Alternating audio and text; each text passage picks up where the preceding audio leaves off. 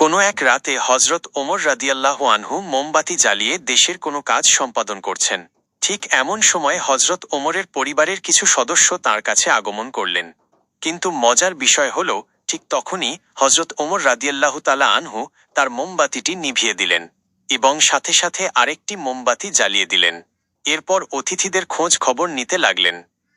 মেহমানদের থেকে কৌতূহলী এক ব্যক্তি ওমর রাদিয়াল্লাহু তাআলা আনহুকে জিজ্ঞেস করলেন, হে আমিরুল মুমিনিন, আপনি আমাদেরকে দেখে কেন আগের মোমবাতিটি নিভিয়ে দিলেন এবং নতুন করে এই বাতিটি জ্বালালেন? খলিফা হজরত ওমর বললেন, আগের মোমবাতিটি ছিল রাষ্ট্রীয় সম্পদের। আমি এই বাতিটি দিয়ে রাষ্ট্রীয় কাজ করতেছি। কিন্তু তোমরা আমার আত্মীয়, তোমাদের সাথে আমার ব্যক্তিগত অনেক কথাই হবে। আর আমার নিজের জন্য আমি জনগণের কোনো সম্পদ ব্যয় করতে পারি না। আর এসব সম্পদের বিষয় আল্লাহর কাছে আমাদেরকে জবাবদিহি করতে হবে। তাই তোমাদেরকে দেখে আমি ওই মোমবাতিটি জ্বালালাম।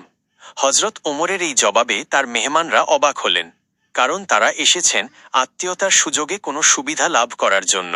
কিন্তু তার এই জবাবে তারা হতভম্ব হয়ে আর কোনো আবদার রাখতে পারেনি, কারণ সামান্য মোমবাতি নিয়ে খলিফার মধ্যে এত সতর্কতা, এত সাবধানতা, যা দেখে তারা আর কোনো কিছু বলতে সাহস পেল না।